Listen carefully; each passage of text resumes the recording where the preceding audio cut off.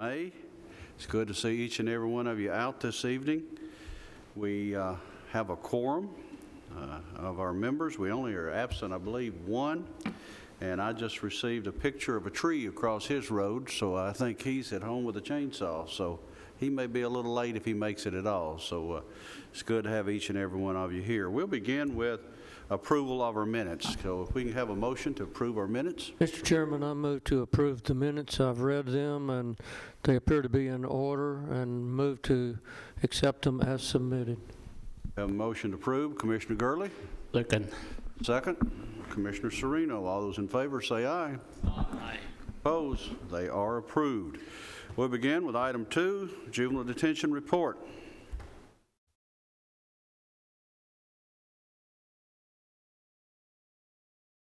Good evening.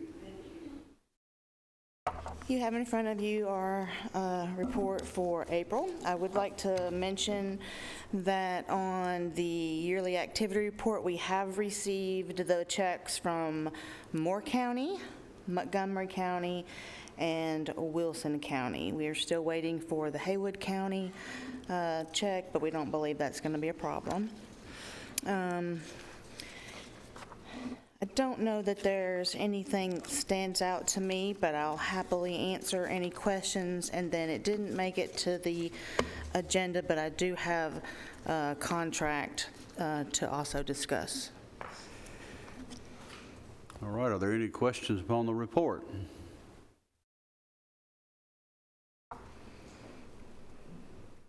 If not, do we have a motion to approve the report as presented?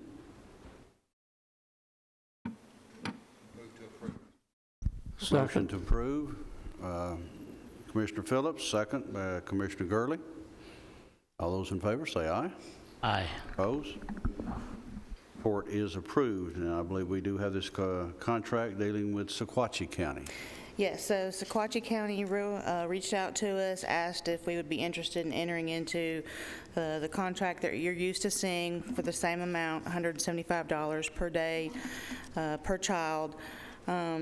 They have sent us a copy of it with all of their signatures, and then if it's agreeable, then we will send that back to them with our signatures and move forward with that agreement. Any questions on this contract? And it's pretty much the same as what we've had with all of our other counties? That's correct. Your recommendation to approve? Oh, yes. Move to approve. Motion's been made to approve. Commissioner Phillips. Second. Second. Commissioner Sereno, call the roll, please. Commissioner Phillips, Yes. Commissioner P, Yes. Commissioner Sereno, Yes. Commissioner Gammon, Commissioner Rather, Yes. Commissioner Gurley, Yes. Chairman Reed. Yes. Thank you. Thank you. Public Safety Director.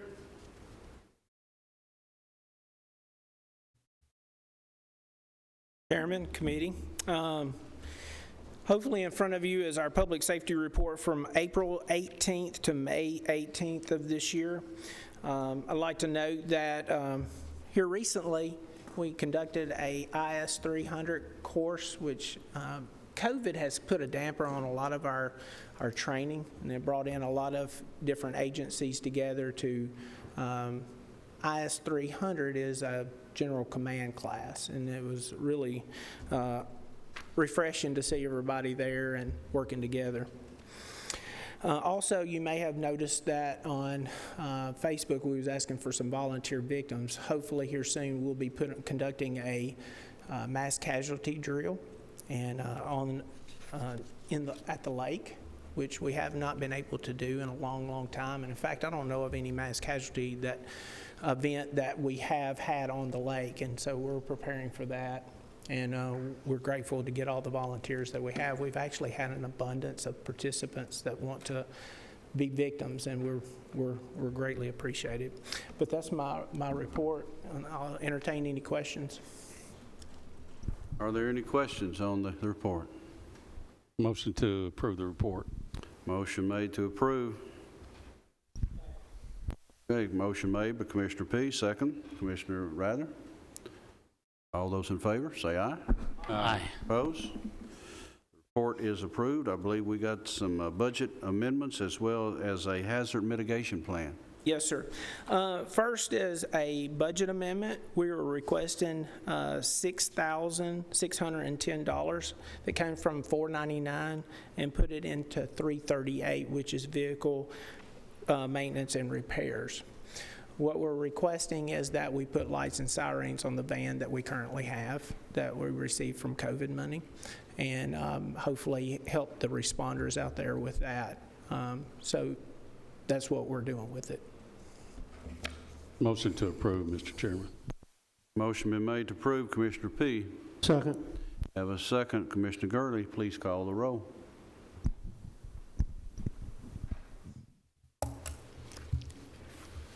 Commissioner Rather, Yes. Commissioner Sereno, Yes. Commissioner Gurley, Yes. Commissioner P., Yes. Commissioner Phillips. Yes. Chairman Reed. Yes.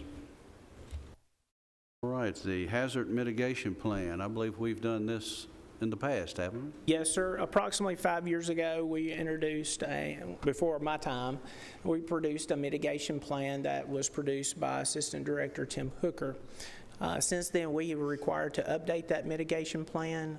It was our hopes that we send this ahead of time so that you could browse through there and if you had any questions. We must adopt this plan along with the municipalities to be eligible for mitigation grant funding. Plan does include Rutherford, Murfreesboro, Smyrna, Laverne, and Eagle. Is that not correct? Is correct. Chris, I hadn't had time to read it. I've read this extensively in the past. What are the highlights on these changes? Basically identifying our critical infrastructures, identifying different areas that are basically targets, all those kind of things, and we compiled them all together. The municipalities, I've sent that to them. They have to adopt that as well, and hopefully that will be done soon. And then collectively, as a county, then we produce that to the federal government to be eligible to receive that. And it dives down into different responses, and Tim, the creator of this plan, is herein if you have any detailed questions that I can't answer. He's done great. Well, the only thing I was going to say, you can tell that your group is reactive, at least to what's going on around us besides COVID. Not everybody remembers the plane crash up around the lake. Right. Having that mass casualty in that lake area, I think is a good idea. Yes, sir. And that kind of brought on some fresh memories. And we talked about that today in a training committee meeting. So.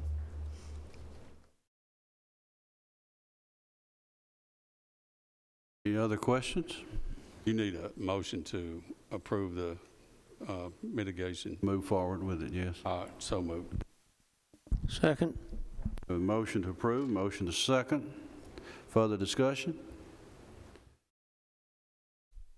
Madam Secretary, please call the roll.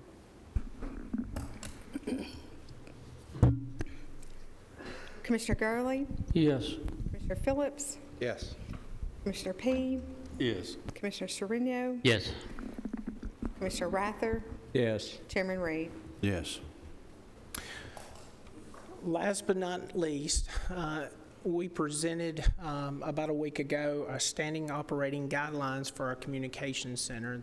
It's been some time since they've been updated, and we would like to present this to you for approval.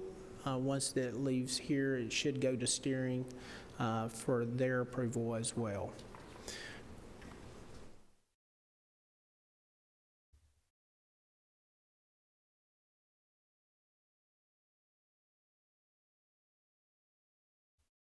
Questions on those guidelines, or? Apparently, we're in the business of publishing books. Are they on our iPad or? They should have. They were sent along with the mitigation plan.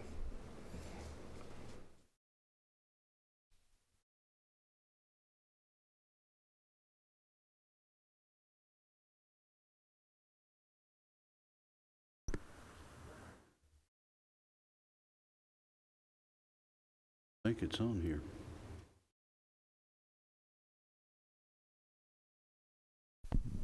Chris, I hadn't seen it.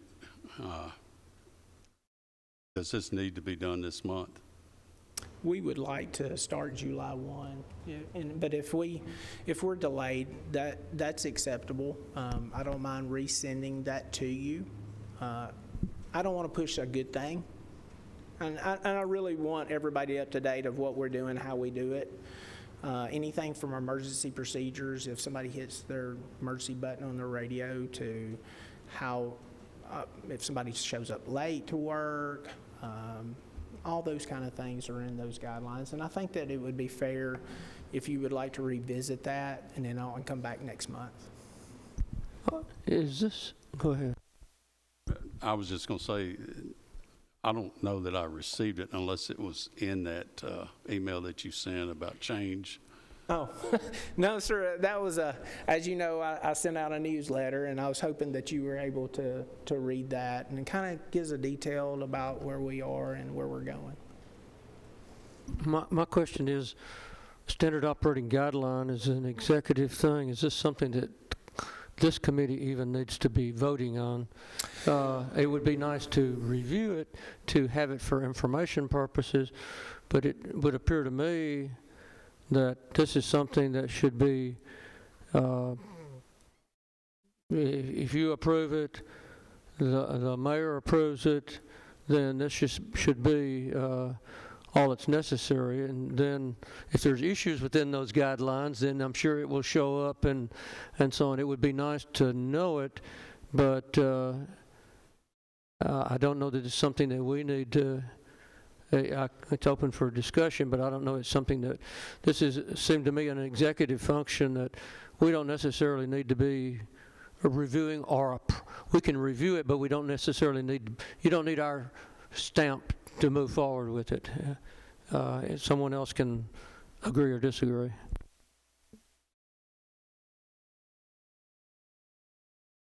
Anything else, or what's your suggestions? I'd say bring it to us next month, and please resend that. Like I said, I don't recall getting it at all. Okay. And that's fine. Like I said, it was our hopes to get this off the ground by July 1, but I don't think that we're in dire need. There are a couple of little changes here and there, but for the most part, everything is automatic, and they're ingrained in those procedures. So I think it would be fair if you would like for a month to sit on it, and I'll try to get that out to you tomorrow, Yes, if that's fair. Well, follow up on Commissioner Gurley there. Some of the things you're talking about, though, need to run through HR. And that's how we got to public safety and to steering. That was the direction of Human Resources. She has reviewed it. So has some our supervisors and dispatch. And actually, we formed a committee that had fire, EMS, all of us together trying to form this committee. And so we've been working at this for probably 8 months, and I compiled it, made sure that it was correct, and then moved forward. Did you say steering has seen this or has not? They have not. It'll come to you first.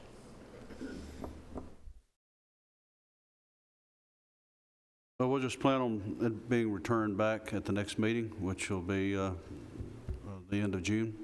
Sure.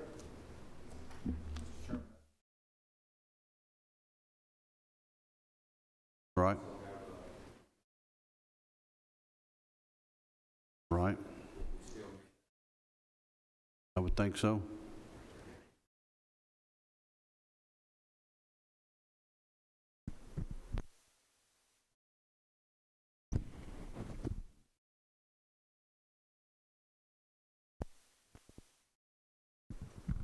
I was going to suggest if we have an open date prior to that full commission meeting, we could get your business done before July, or have it ready for July. My question is, can we go ahead and send it to steering, and then when we come back the next time, can we do it that way? Or does it have to go? Would the 20th work for you?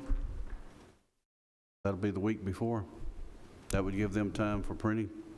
I don't have my budget schedule with me. That's, You that's have it what on- she's working. Yeah, I mean, I don't have a problem as long as I don't have a conflicting meeting there. Calendar with me. Let's say we will attempt to meet on the 20th if it does not interfere with the Budget and Finance Committee. And that way we'll give them time to print it and get it out. And then we'll just, since we do have the full commission meeting on that Monday, that morning prior to that, and then we'll have that taken care of. Will that work for everybody? I'd say so, plus go ahead and let steering see it. I would go ahead and do that too. Then steering can see it the 1st of June. Okay. And that'll be fine. And I'll get that information out to you, this document out to you, hopefully by in the morning. Okay? Thank you. Thank you, sir. Ambulance report?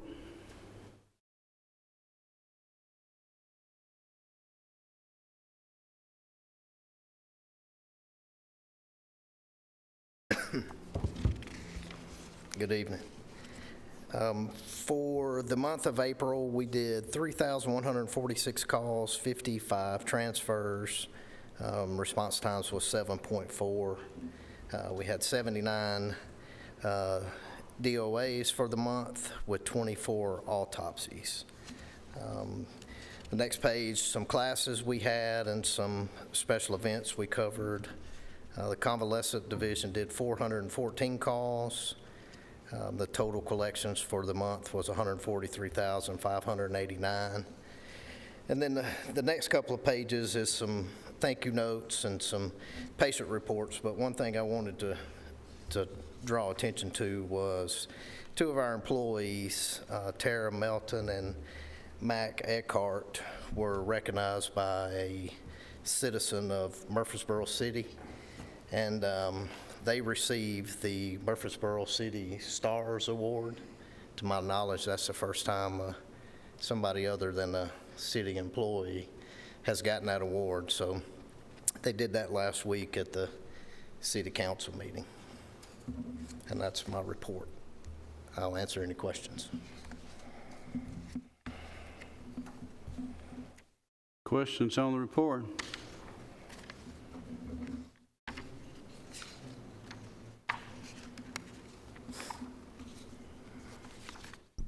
Motion to approve the report. Motion been made to approve the report. Second. All those in favor say aye. Aye. Opposed? Report is approved. I believe you have a budget amendment? Just do them all. Do them all together? Okay. Requesting to move funds from 312, 322, and 335 into 399. This is where we pay our billing company and state licensing fees out of. Those, the state has increased those fees.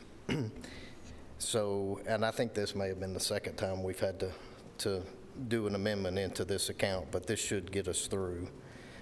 307 and 453 into 425 for gasoline. And then the last one, we received $600 from Redstone Federal Credit Union to help us offset some cost in service we're having at the end of this week, and we're requesting to move that into the donations. Move to approve. Motion been made to approve. Commissioner Gurley, have a second. Second. Commissioner Phillips, please call the roll.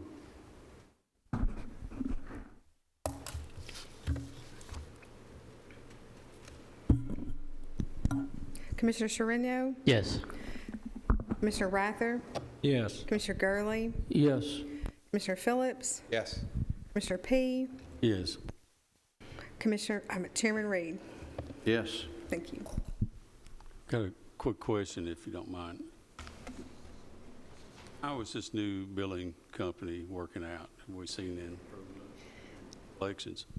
We had some growing pains with it, but I feel confident that we're headed in the right directions. We meet with them every Thursday morning to kind of go over the runs that they've billed, what we've received, and we're above projections of whenever they first looked at our account. So it's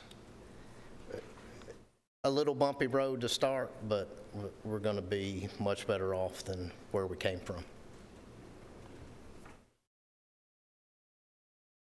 Okay, sir. Thank you. Thank you. This little discussion that's going on here is why we have a good secretary that sits up here. I worked ahead at the first of the year, planning some things, and she just corrected some of the things that I had done at the first of the year. I had already set up June the 20th for a public safety meeting, all the way back to the first of the year, and I didn't pull this out. Everybody else pulls out their phone. I pull out this, and that's my brain right there. The battery never goes down in this book, but I had already set June 20th for public safety, so I think, Commissioner P., that sort of takes care of the budget question because it was already set. That one was already said, and Steve's gone downstairs to get my calendar to confirm that one, but all of those budget dates are on this, so yeah, it would be a conflict. You have to get in early to get your name on the list down there. So we done that back at the very first of the year doing that one. So that one right there was already set. But I go to sleep every now and then, so I don't remember that far back sometimes. But thanks to a good secretary up here does a great job. So I appreciate that, Rachel. So it'll be June 20th when we'll have our next meeting. All right, fire and rescue.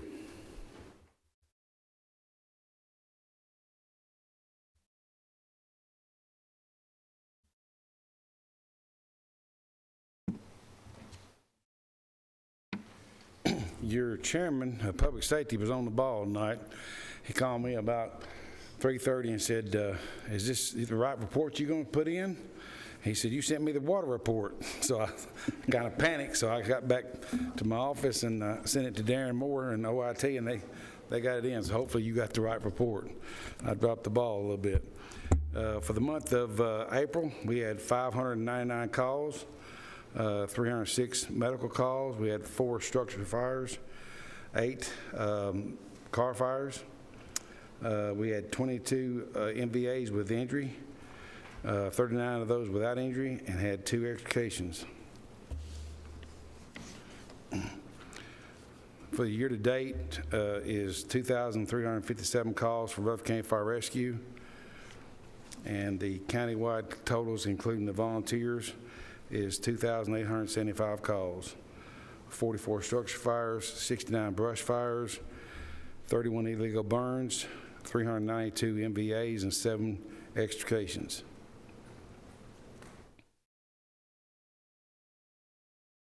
Next report is the Fire Marshal's Fire Investigative Report.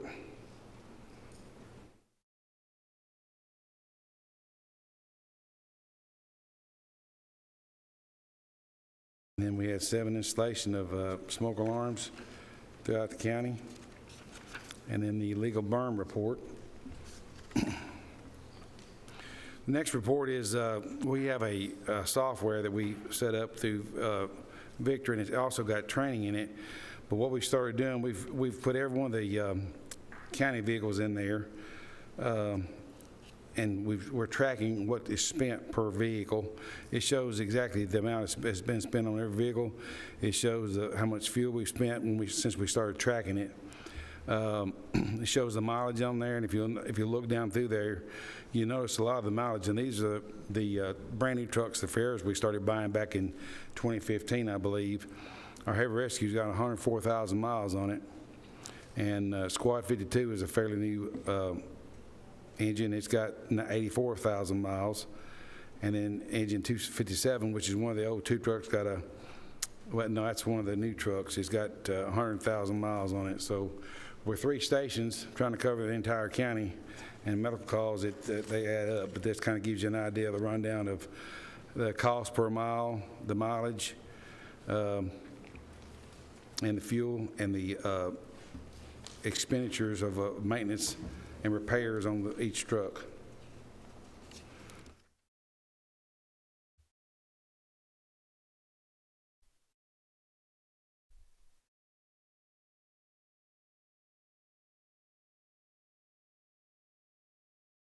Some of the ones that are not listed are the volunteers, and we're hoping to get them on this program and get them to start documenting on there. We can track what their mileage and we keep up with all the expenditures because we pay for that part of it, but we need to get them on board where they can start registering their fuel, showing how much fuel they're spending, and gallons, and the starting and ending mileage, and then the cost per mile.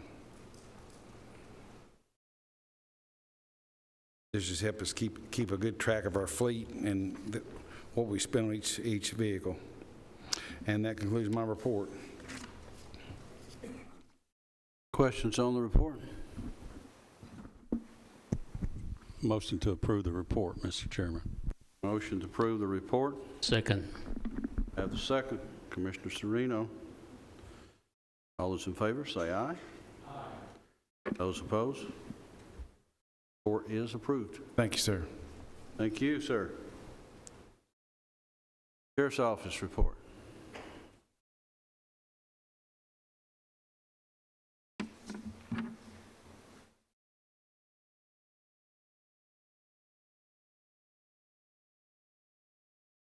Good evening. I don't have anything extra to add to the report that you have on your iPads.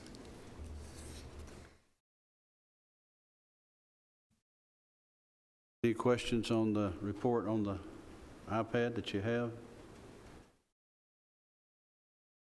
How is the fuel affecting? We're going to make it with 414 is what we're paying right now.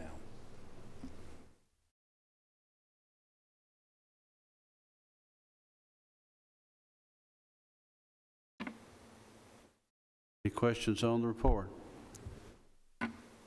Move to approve.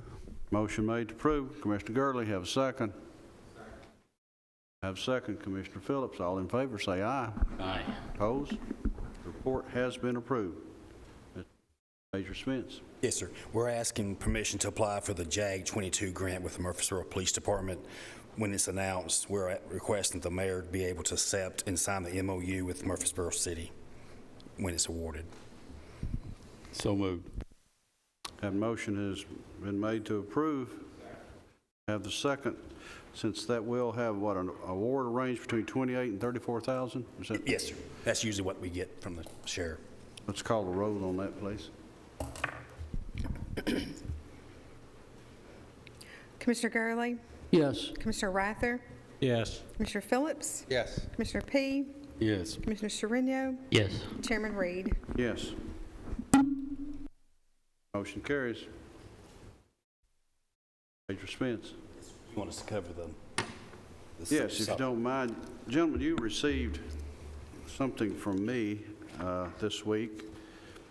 We had discussed this earlier, I think several weeks back, or discussed this, and other night in budget, there was a continued discussion as far as where we are on salaries as far as the sheriff's office is concerned, and more figures came up, more discussion came up. So I went by the sheriff's office first of the week and just asked them, I said, if you don't mind, why not give us something by chart explaining what you are requesting, what you are wanting, and present to this committee and let them look at it and see what we got there. And that's pretty much what they have tonight. And so I think the Budget and Finance left that open as far as that is anyway. So this is for them to make a presentation tonight. So they've worked on this pretty much the week, so we'll ask them to come forward and make that presentation if they like. Thank you, Chairman. What we have here is the starting pay that the first-year officer and the second-year officer starts off in positions throughout the sheriff's office. And then we have a column with 15% added to that salary, and then a column for 20%, comparing them to Murfreesboro City's pay and Laverne Police Department. Looking at detention officers, currently a brand new detention officer makes $35,089 a year, with a 15% increase, it'd be $40,352. A 20% would be $42,107. That 20% was going to bring them close to the other areas where other detention officers are making. Moving down to a patrol officer, currently starts off at $39,299 a year, with a 15% increase, would be $45,194. With a 20% would be $47,159. Is getting us close to Murfreesboro City. Going to a patrol officer 2, which when they get finished with their training and academy, they currently make $41,589, with a 20% would bring them up to $49,907, just a couple thousand behind the Murfreesboro Police Department. It starts on their patrol officer 2.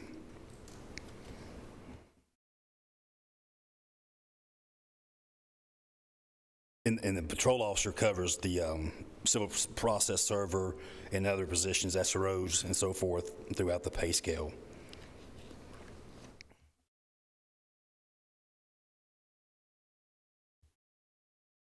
The detective's pay, starting off currently now, is $46,579, with a 15% pay raise be $53,566. A 20% is $55,895.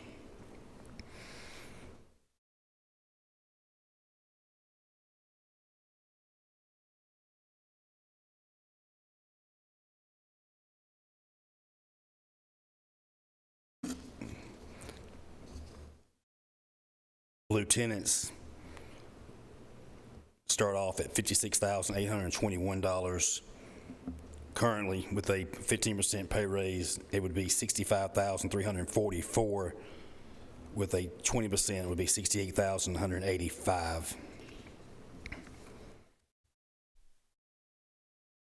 Certified sergeants currently start off at $50,732.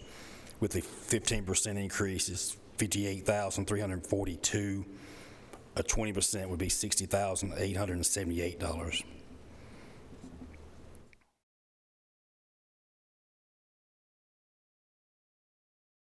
Again, these are officers starting off new at those positions. A captain's position currently starts off at $58,429, with a 15% increase of $67,193. A 20% increase would be $70,115. Captain's pay starting off at $63,639, with a 15% increase, $73,185. A 20% would be $76,367.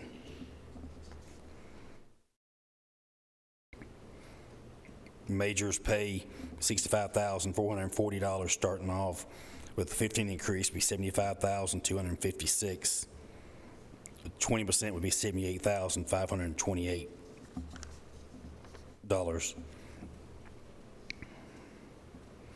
A deputy chief non-certified starts off at $69,259, with a 15% increase would be $79,648. A 20% would be $83,111. The next would be a deputy chief certified, starts off at $73,293, with a 15% increase would be $84,287. A 20% would be $87,952. Chief deputy, $82,088. 15% increase would be $94,401. A 20% would be $98,506.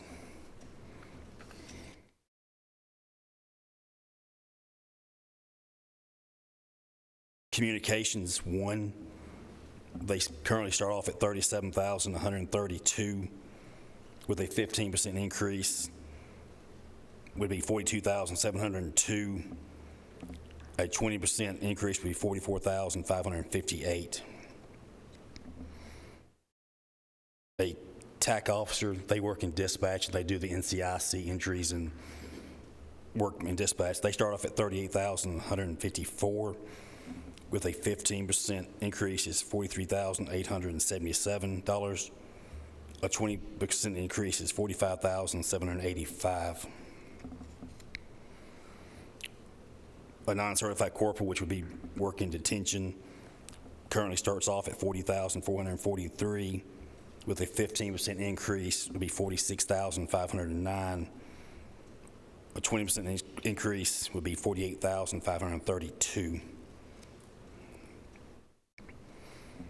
A certified corporal currently starts off at $44,015. A 15% increase would be $50,617. A 20% increase would be $52,818. Communication shift lead, which is a supervisor, currently starts off at $46,579.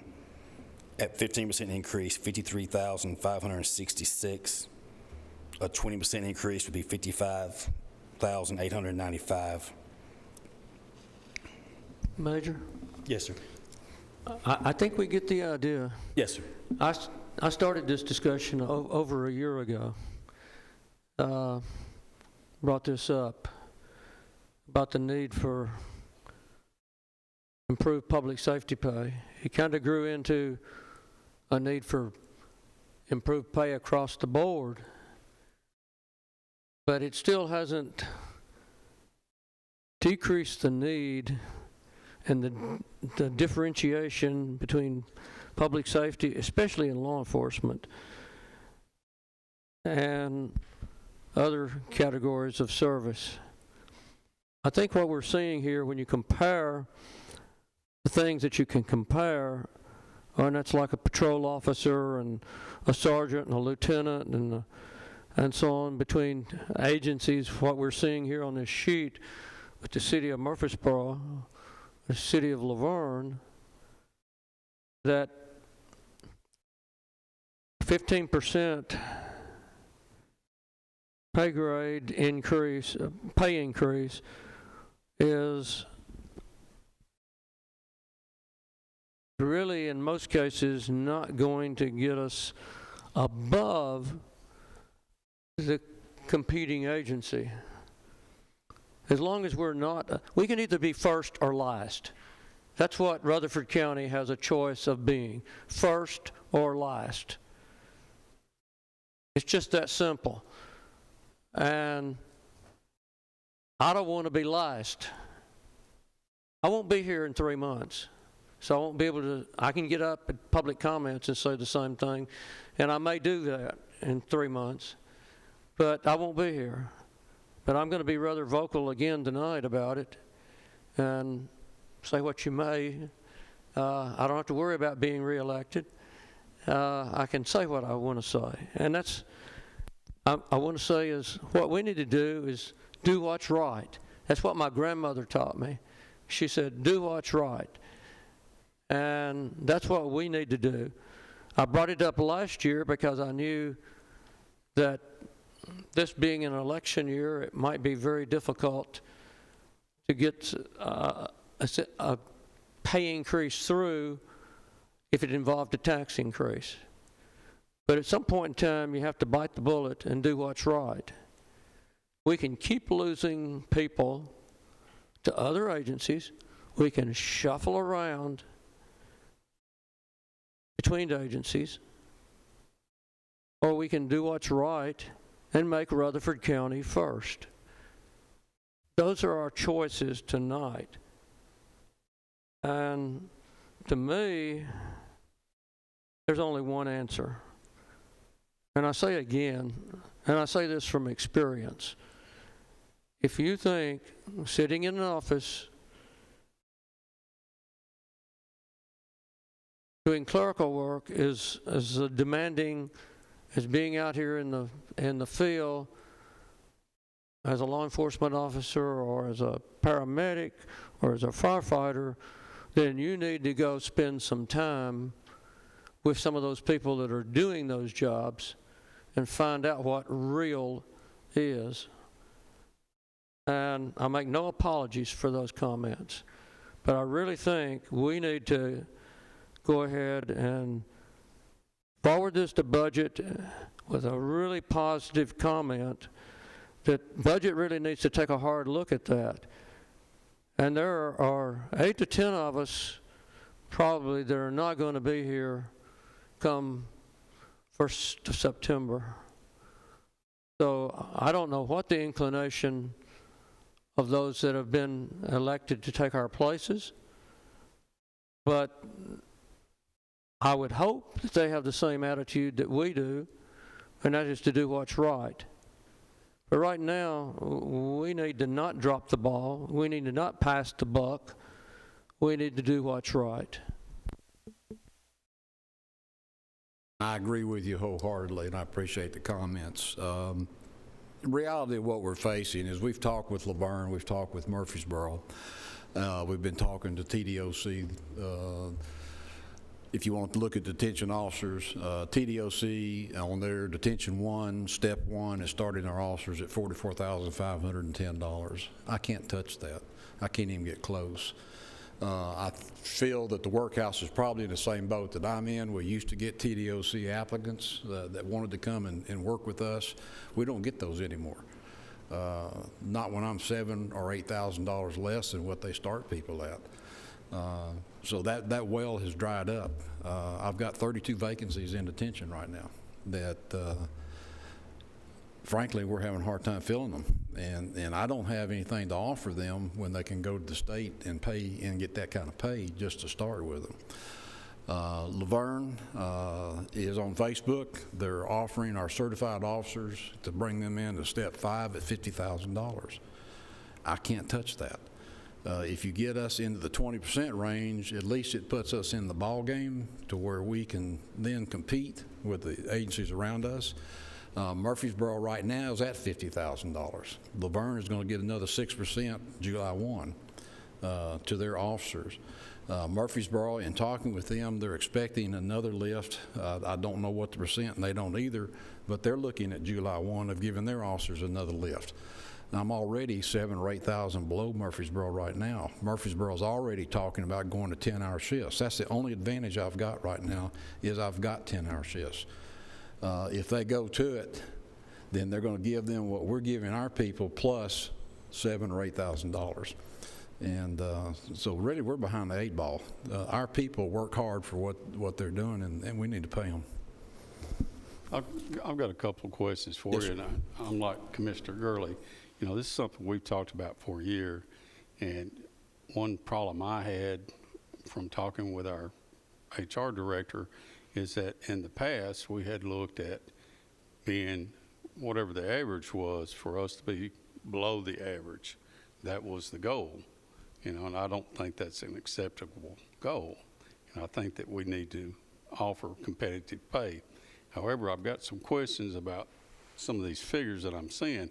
I don't question the figures, but I do question the benefits.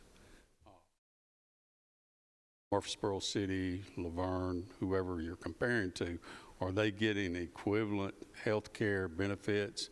Are they getting the same benefits that our retirees would get? Is that comparable to the cities? Or have y'all looked at that? I don't know as far as what their equivalent to the TCRS is. I do know that they do have insurance benefits like we do. As far as what their I'm not familiar with their retirement plan. No, I'm not. So I really can't answer that question. What I'm looking at is salary to salary. And when I've got a 20, 25 or 26 or 27-year-old deputy that's trying to pay his family to eat and whatnot, frankly, I understand benefits, but they're concerned about feeding their family and living in this county more so than they are about something, you know, out in the future. And of course, I'm at the age where benefits mean something to me. They mean a great deal. Well, you know, regardless of how they feel about that, that's still an expenditure that the county's giving. No question. See, that does need to be looked at. Yes. Now, that may not change their mind about whether they would go or stay. Sure.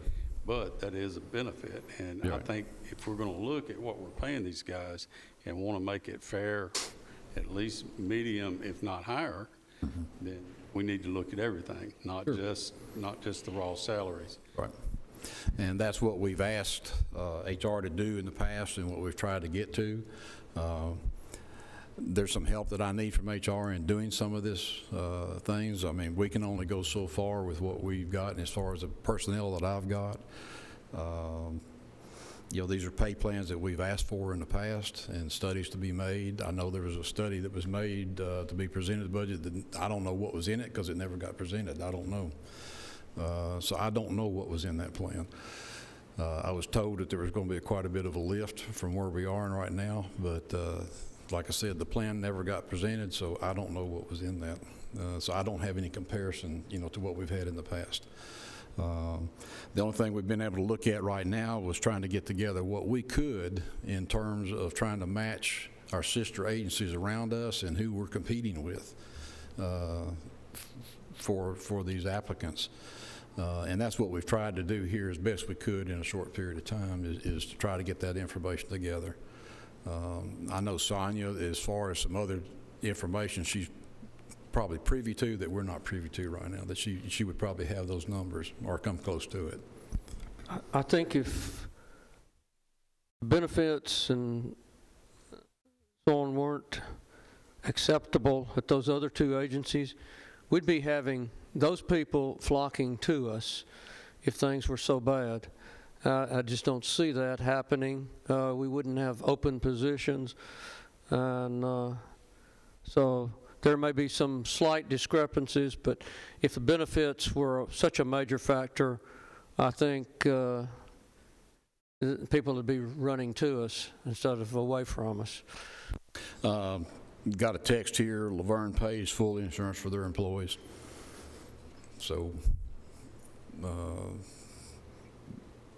and not paid by the employees at all. Blue Cross Blue Shield is their family coverage, and it's paid for by the city. And who was the text from? Do what? Was the text from Laverne City? Who was the text from? It was from Chief Lowry. From Chief Lowry. He used to work at Laverne. So. Okay, thank you. Well, that's a credible source. Yes. That's what I'm asking. Yeah, he's one of ours. He's one of He's ours. been back there waving his hand, so. Mr. Chairman, if an employer pays 100%, then you get into the weeds looking at, okay, what kind of coverage? What's all these other costs? I mean, if our insurance is up here and the employee pays a certain amount and Laverne's coverage is down here, but they pay the whole amount, you actually have less benefits. I also want to talk about cost. When Commissioner Gurley brought this up, I've said this when we did the pay study, that as far as public safety, 15%, that was the median or the average. Right. In an average county, we don't have average public safety officials in this county. I know that firsthand. I see it all the time.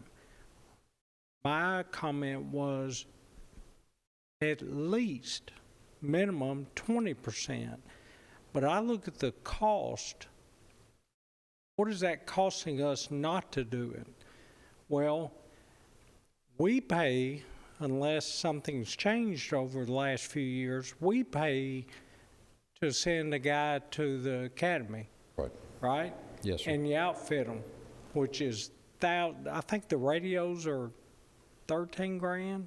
It's What's current, up Keith? there. It's $8,000. I think 8,000 is current. Yeah. just for radio. Yeah. You're not talking about the uniform, the patches, the name badges, the firearm, lethal and non-lethal weapons.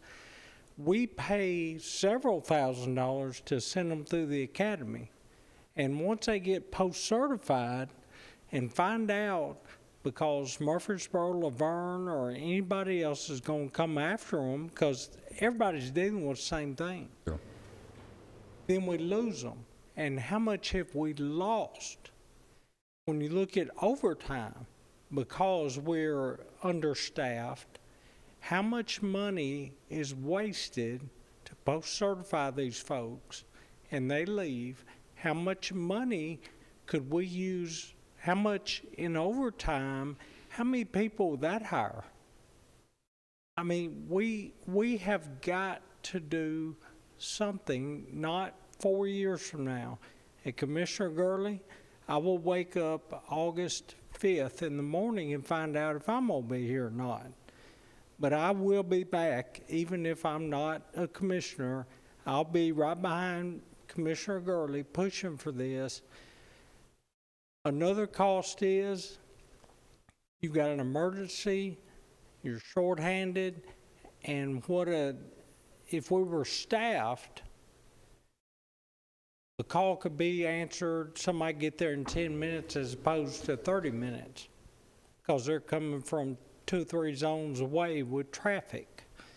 So anyway, I'm just gonna be animate until I take my last breath or we pull the trigger and do it.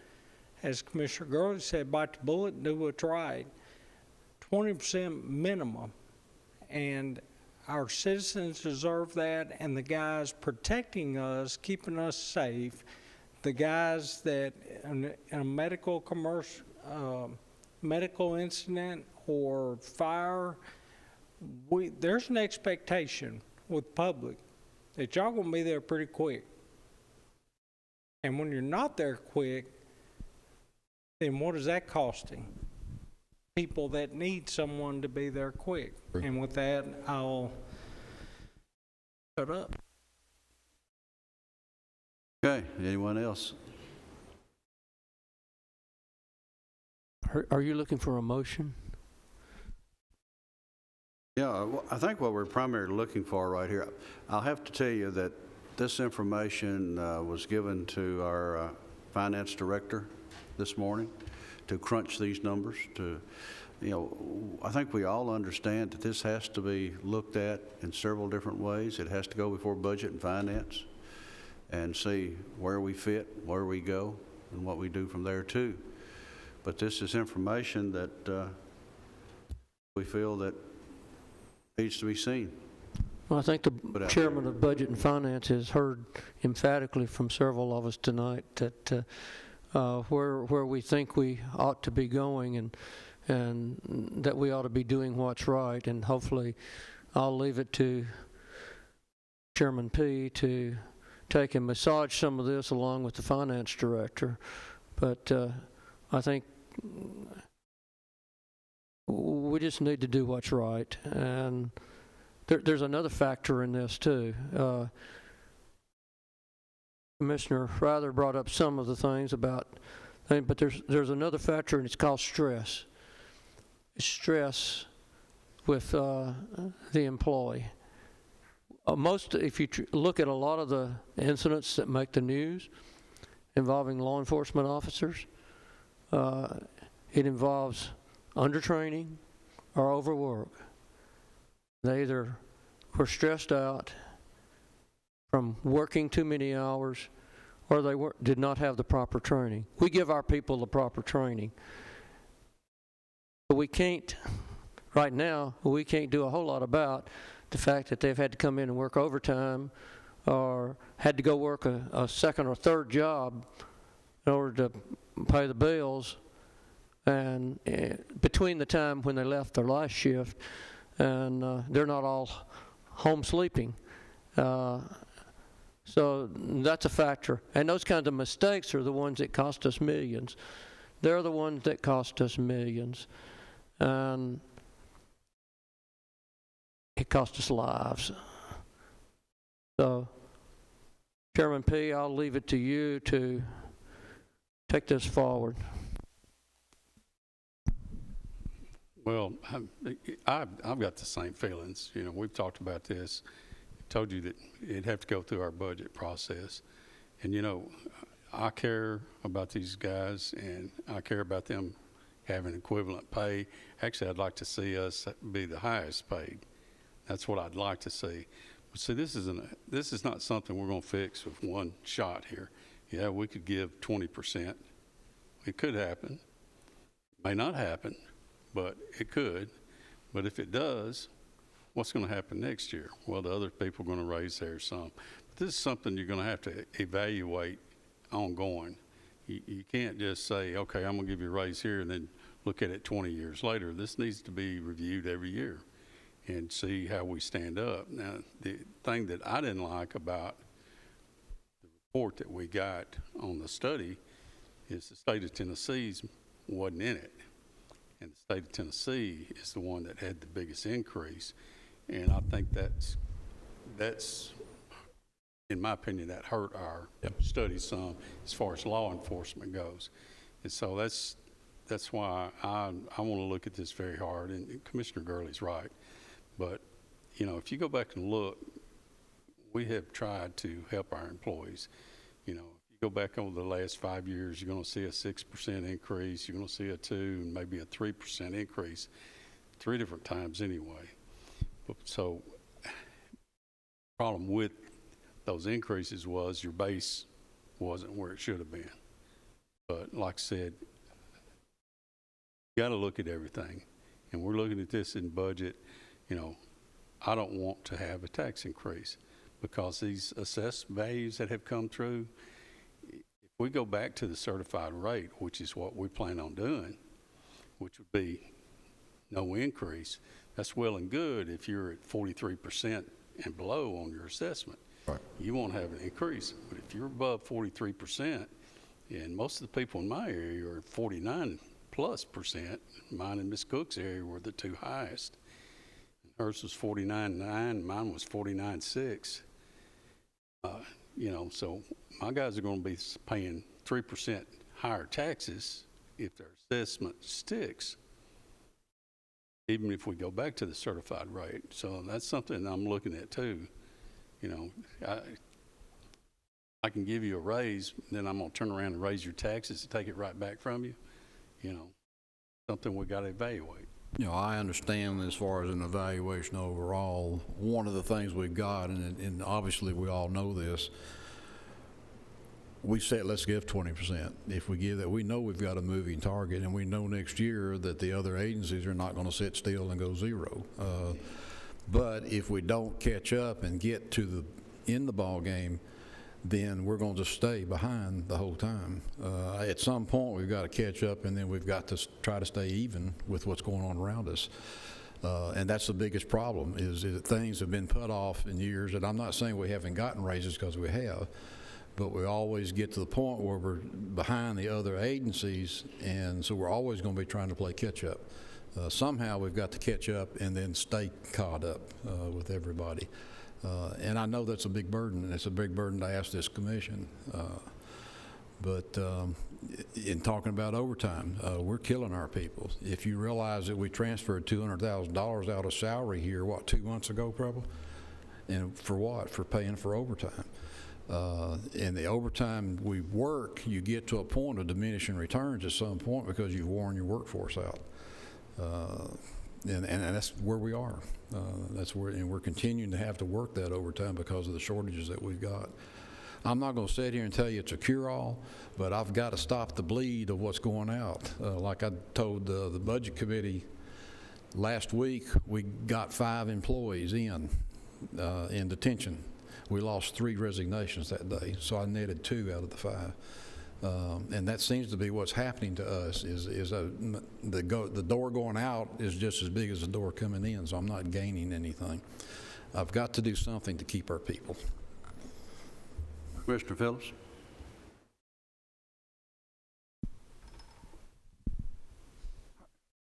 Not exactly sure where I want this to go, but my recommendation, and I'll put it in the form of a motion, is that we forward the 20% recommendation to budget with a positive recommendation. That's my motion at this point. I have a motion. Do I have a second? I have a second. Commissioner Rather. Further discussion? A little discussion on that motion is that I don't know what Laverne is doing. I don't know how they're paying for their raises, but Laverne has a history in the past of paying for reoccurring expenses with non-reoccurring revenue. And I will never support a pay increase that is a reoccurring expense with non-reoccurring revenue. Simply because if you do it, all you're doing is kicking that can down the road for next year.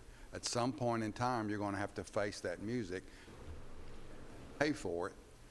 You can't do it every year with non-reoccurring. My recommendation, in addition to that motion, is to communicate that at least this commission wants to pay for that, not kick that can down the road. And if whatever it takes, I want that information back as a commissioner, not as a public safety committee member, but I want to know what that's going to be. And that's where Lisa and all those guys are coming from. Nothing. Of course, we spend 77% of our revenue on schools. Having a conversation tomorrow night on what that budget looks like. But as we continue to grow, and there's a difference of opinion of a lot of things, this commissioner feels that there is nothing more important than public safety. We've passed resolutions supporting law enforcement officers. How can we do that without giving them the actual support they need? So, once again, the motion is to forward it on budget with a positive recommendation at the 20% level, and hopefully get some feedback from our finance, maybe even the mayor's office, budget committee, as to what that's going to cost. Take a look at that. My concern is that we'll try to pay for this with money that may be all we're doing is kicking that can down the road for next year. So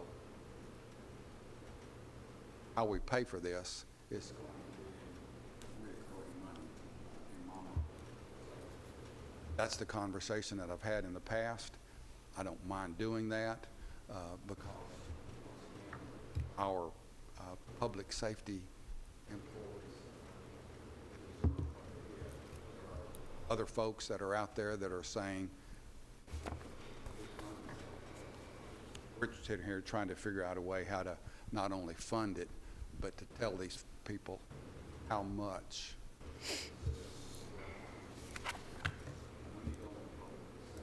I know I do. As Chairman Pro Tem of the commission, that resolution of appreciation.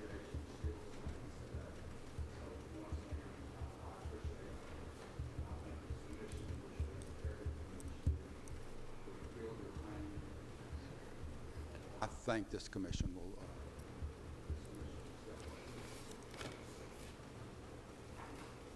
Any further discussion? Not, please call the roll, Madam Secretary.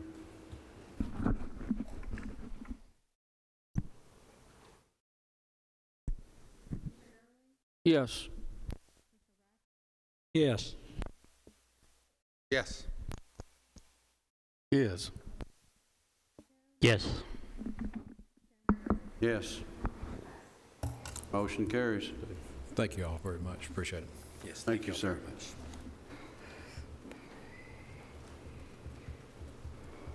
All right, we move now into PAWS.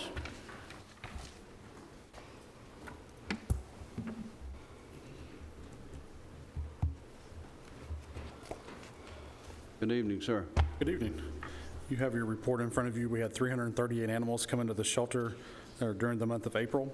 We had a live release rate on our dogs of 95.1%. Our cats were 98.2%. And I see a typo there for our overall. That was not 33.3. I'll get that corrected and updated to SharePoint. We had 194 animals that were released reclaimed back to their owners through our surgery programs, and 46 cats released through our TNR programs. Our officers completed out 1,201 calls, traveling 8,161 miles. Year-to-date, we've had 4,571 animals come into the shelter, a live release rate of 92.9%. Officers have completed 15,331 calls, traveling almost 105,000 miles. For our rabies exposure and bite report, we had 22 bites reported for the month. One of those was sent for testing. It came back negative. We had 2 others exposures. None of those were sent for testing. And then the last page of the report is just the visual graph showing the live release versus euthanasia and other outcomes for dogs and cats. That is my report, sir, and I do have one other thing at the end. Okay, any questions? Move to approve. Motion made to approve. Commissioner Gurley, have a second. Second. Second, Commissioner Sereno. All those in favor say aye. Aye. Opposed? Report is approved. Okay.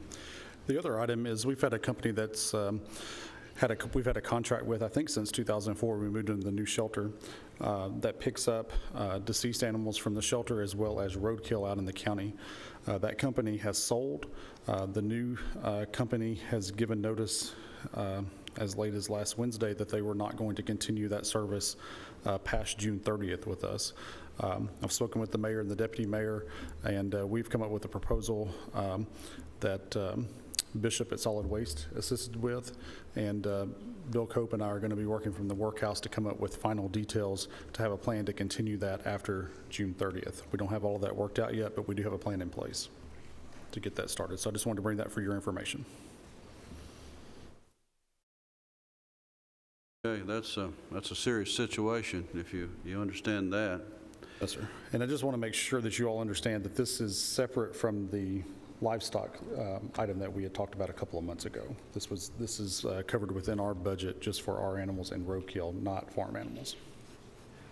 Yes. The company that you're talking about, is that the same group that was going to take over the large animal pickup? No, sir. No. No, sir. Two completely separate things. I know y'all got into discussing of the large animals, I believe, the other night. You may not have been here.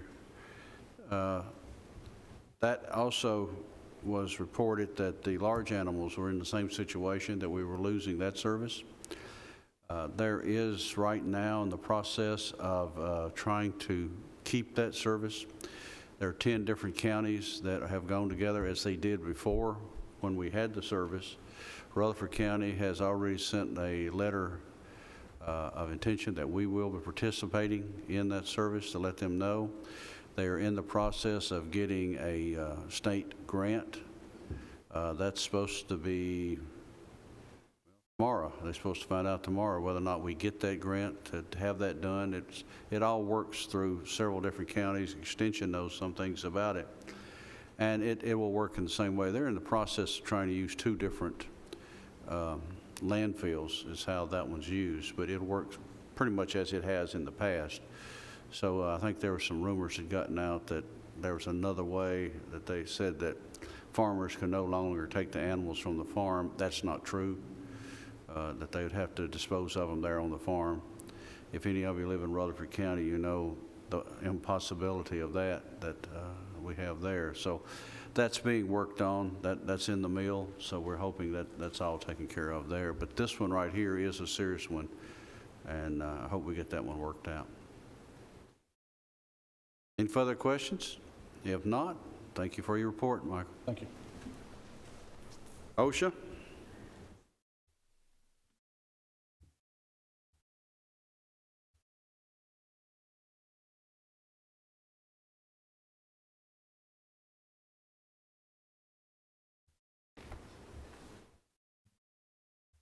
Good evening. For the month of April, you'll see the incident frequency total is 8. For the calendar year to date, you'll see there's 53. OSHA log summary total recordables 39, restricted day claims 17, lost day claims 4, other recordables 18. On the next page, you'll see that our on-the-job injury claims, again, is 53 compared to last year at 65 and the year before at 52. On-the-job injuries incurred dollars, year-to-date, $192,000, compared to $262 last year and $149 in 2020.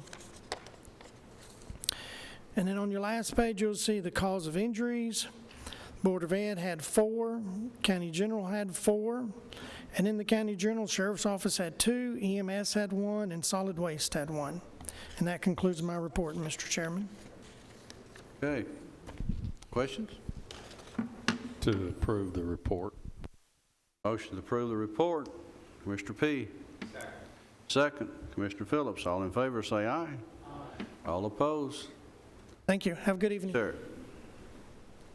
Recovery Court.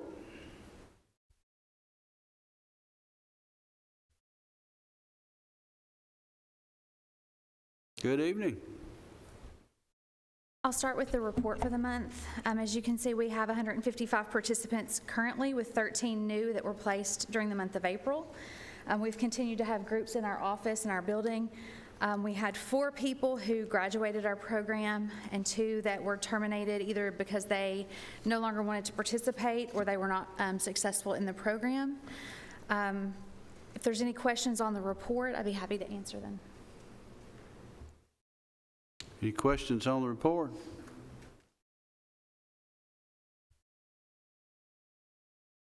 Move to approve the report, Mr. Chairman.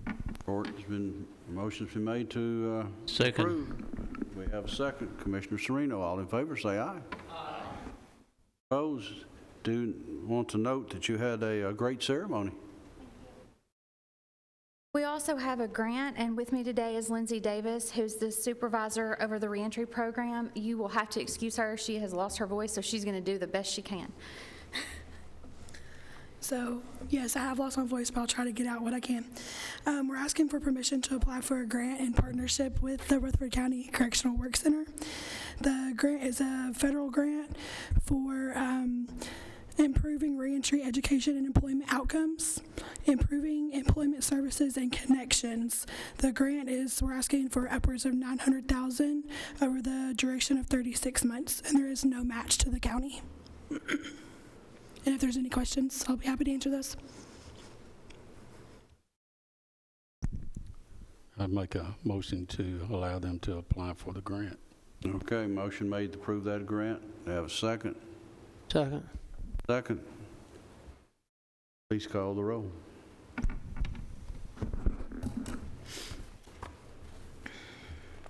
Commissioner Rather? Yes. Commissioner Sereno? Yes. Commissioner Phillips? Yes. Commissioner P? Yes. Commissioner Gurley? Yes. Chairman Reed? Yes. Thank you, ladies. Probation report.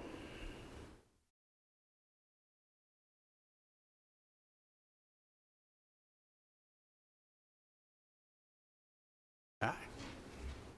Good evening. For our April report, the total terminated cases for the month was 115. Right now, we're supervising 1,157 individuals on probation. In the month of April, we had 83 participants in our classes. 35 of those successfully complete their classes, and then 6 unsuccessfully discharged. With our olive branch, we were able to assist 10 individuals with either food or clothing or a toiletry bag. 9 out of those 10 individuals were homeless.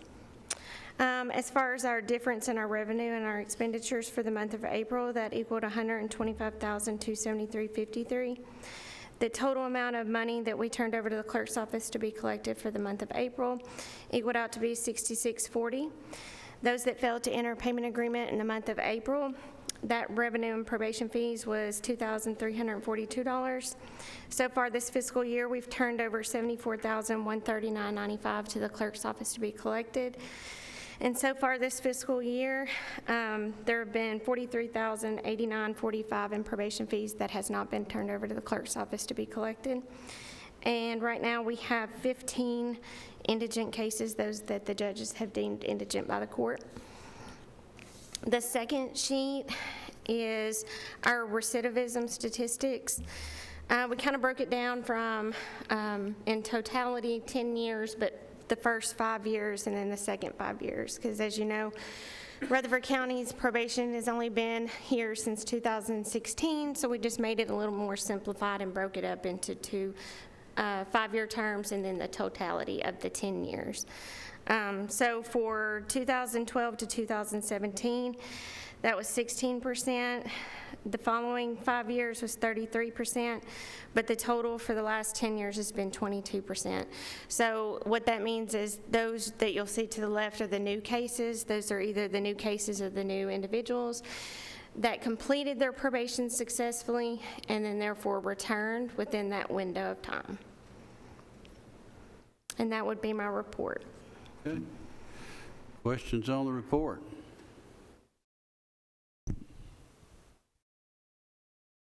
Move to approve, Mr. Chairman.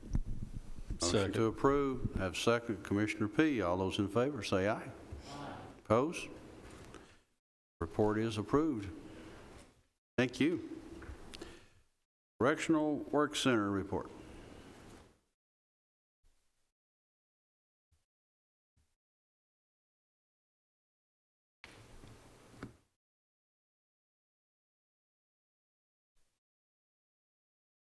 Good afternoon. Chairman Reed, if I could, I've got my monthly report. I also have a budget amendment, and then if, with your permission, just make a comment at the end. Okay. In your report, you'll find our work center minutes from our board meeting from May 2nd. Also, our numbers for our work release program. That seems to be going good, as usual. Our yearly activity report, our population's staying about the same, which is a good thing. And then we'll get on to the garbage that's collected out on county, state, and interstates. County roads, county trash collected 13,700 pounds. State routes included interstates, 827 bags collected along with large bulk items. And then you'll see the couple lists in there that talk about where we've picked up on the state and the money that we've been provided with for doing that with our contract with the state. That is the conclusion of the report. Okay, you've heard the report. I believe we have a motion over here, or statement. I have a question. Okay. I've listened to this probably 4 times in the last 3.5 years, and 3 of those were in the last few months. Let's use Jefferson Pike or Sulphur Springs Road or whatever as an example. You communicate with the highway department, because the complaints I've been listening to are the highway department comes down the road and bush hogs the right of way. And so now that one piece of paper is turned into 15, and then the litter crew comes out. Is there any communication between? We do, and we communicate with the state too on that. And I mean, that's just part of it. I mean, well, my response is, if y'all go pick up the litter, and 3 days later the mowing crew shows up, all that trash got dumped on the side of the road in 3 days. I mean, you can't keep it clean. A lot of times, and Commissioner P will tell you this, because we've communicated lots, it can come within 24 hours. You know, if we weren't out there every day, that one piece of paper would be 12,000 sheets of paper turned into 1 million little pieces. So yeah, that's we communicate constantly with those agencies too. So it's a never-ending cycle. With that, I make the motion to approve the report. Commissioner, have a motion to approve. Second. Second, Commissioner Sereno. All in favor, say aye. Aye. Opposed? I believe you have a budget amendment. The budget amendment is to move money from 399, our other contracted services of $15,000 over to 335, maintenance and repair. It's more just precautionary to make it through the next couple months. We've had a lot of repairs over the past year. I think with that money that if nothing else happens, obviously it'll go back into general fund. Hopefully we don't have any other repairs, but you never can tell when you're running a facility that's 24/7. Second. We have a motion to approve the amendment. Commissioner Phillips, second Commissioner P. Please call the roll. Commissioner Sereno? Yes. Commissioner Gurley? Yes. Commissioner Rather? Yes. Commissioner Phillips? Yes. Commissioner P? Yes. And Chairman Reed. Yes. And I would just, if with your permission, make a statement. You may. Comment. And Commissioner P., you brought this up about the raise in the state's pay. Nearly 25 years ago, I left Department of Corrections to come to Rutherford County. It was because of the pay, it was because of the benefits, it was because of the work environment. It had nothing to do with the fact that I worked at the most dangerous prison in the state of Tennessee. It was just that Rutherford County had an inviting way about it. A lot of us left Tennessee Department of Corrections back then and came to Rutherford County.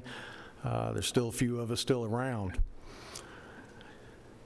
But one thing that I found out over the years, and in working with people who are incarcerated for nearly 30 years now, do you know what the biggest difference between state inmates and county inmates are?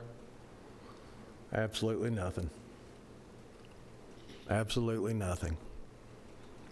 I've known over 30-something years, I've known over 100, probably hundreds of murderers and rapists, and they all started out in county jails across the state. The same county jails that these guys and these girls are walking into every single day and having to work around. You know the difference between staff of Tennessee Department of Correction and staff of Rutherford County is? Big difference. Every day they're doing something to give back to our community. Every single day. Because guess what? Somebody has to supervise those inmates when they're out there on the road picking up garbage. And they're the same inmates that are sitting in the Department of Corrections right now. Same people. So what keeps these guys and these girls here in Rutherford County?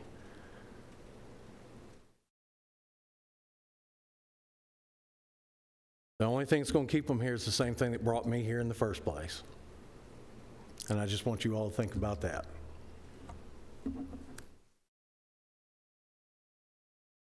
Thank you, sir. Appreciate it. Other business? If there is none, we are adjourned.